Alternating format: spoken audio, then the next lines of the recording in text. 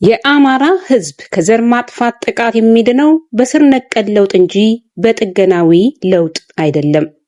በአማራ ህዝብ ትግል ወደ ስልጣን የመጣው ፋሺስታዊው የአብይ አህመድ አገዛዝ ወደ ለየለት ፈላጭ ቆራጭ አምባገነናዊ ስርዓት ከመቀየሩም በላይ የዘር ማጥፋት ዓላማ ያለው ጦርነት እየመራ ህዝብን እየጨፈጨፈ በጎን ስለ ሀገራዊ ምክክር እየደሰኮረ ዓለም አቀፉን ማህበረሰብ እያጭበረበረ ይገኛል።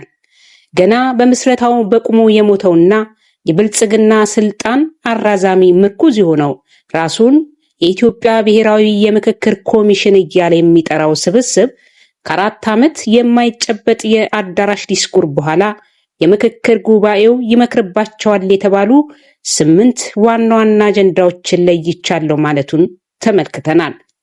አንድነት ለአማራ ህልውና ወይም አንድነት በአሁኑ ሰዓት የብልጽግና አገዛዝ የአማራ ተወላጆችን በብሔራቸው ምክንያት ብቻ አስሮ እያሰቃየ ንጹሐንን በድሮንና በከባድ መሳሪያ እየጨፈጨፈ በሚሊዮን የሚቆጠሩ ህጻናትን ትምህርት የማግኘት መሰረታዊ መብታቸውን ነፍጎ ሚሊዮኖች ተፈናቅለውና በኑሮ ውድነት እየተሰቃዩ ባሉበት ሁኔታ እንዲሁም ፋኖ መር የሆነው የአማራ ህዝብ የህልውና ትግል በተቀጣጠለበት ወቅት የህዝብን ትግል ለመጥለፍ ሀገራዊ ምክክር በሚል ጭምብል የሚደረገውን ግርግር እንደማይቀበልና ይህን በህዝብ ሞት የሚቀልድ ስብስብ አጥብቆ እንደሚታገለው ያሳውቃል።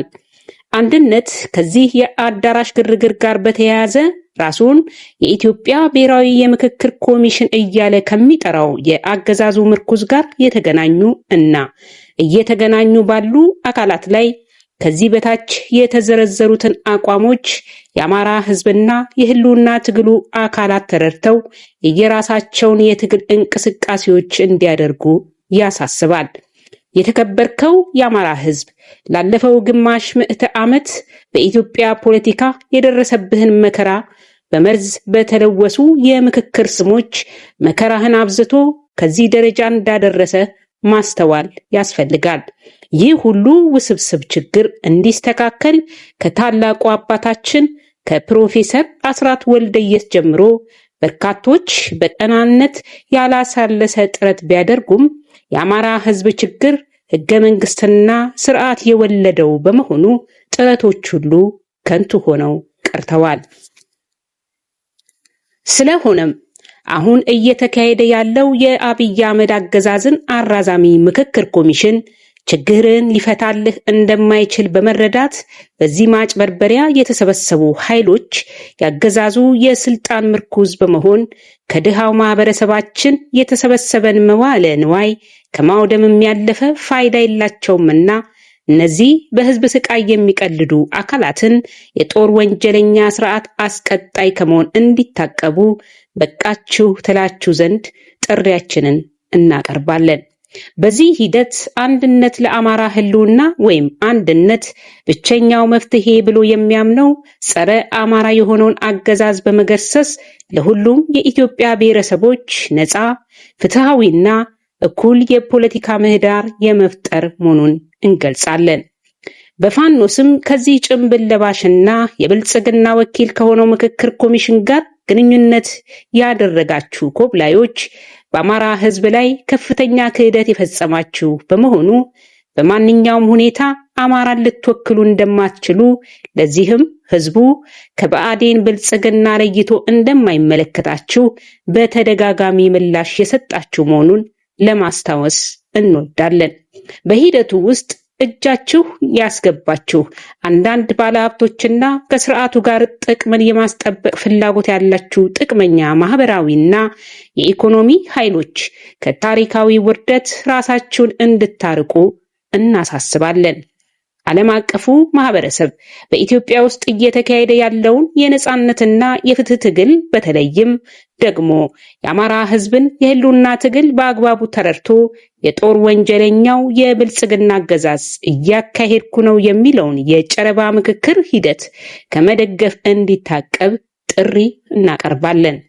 አንድነት ለአማራ ህልውና ወይም አንድነት ጉዳዩን በጥልቀት ሲከታተለው የቆየ ሲሆን ይህ ሀገራዊ የምክክር ኮሚሽን የተባለ ስብስብ ባለፉት 4 ዓመታት የመጣበት መንገድ አገዛዙ ራሱ መልማይ፣ ራሱ አደራጅ፣ ራሱ ሰብሳቢ፣ ራሱ ተሳታፊ፣ ራሱ አጀንዳ አርቃቂ፣ ራሱ አጀንዳ አጽዳቂ ሆኖ እንደቀረበ ተረድተናል። በዚህ ወደር የማይገኝለት ነጭ ውሸት ማምረቻ ስብስብ ዓለም አቀፉ ማህበረሰብ እንደማይጭበረበር አንድነት ለአማራ ህልውና ወይም አንድነት ጥሪውን ያቀርባል።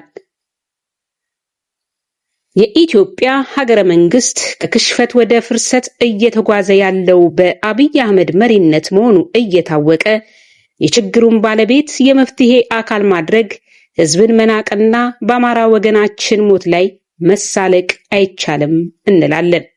አብይ አህመድ በዓላማ ኢትዮጵያን እያፈረሰ ቀጠናውን ወደ ለየለት ትርምስ እያስገባ መሆኑ ታውቆ ይህን ከውልደቱ የጨነገፈ ከህዝብ የተነጠለውን አገዛዝ ዕድሜ ማራዘሚያ የሆነ ዘላቂ ውጤት የማያመጣ በምክክር ስም ፍጹማዊ አምባገነንነትን የማስቀጠል ዓላማ ያለው ሂደትን አለመደገፍ ለዓለም አቀፉ ማህበረሰብ የቀረበ ትንሹ የሞራል ግዴታው ነው። ይልቁንም ትክክለኛውን የፖለቲካ ቀውስ በመረዳት የስርዓት ለውጥ እንዲመጣና የአማራ ህዝብ ብሎም መላው የኢትዮጵያ ብሔረሰቦች ዘላቂ መፍትሄ እንዲያገኙ በማድረግ የበኩላቸውን ድርሻ እንድትወጡ ጥሪያችንን እናቀርባለን።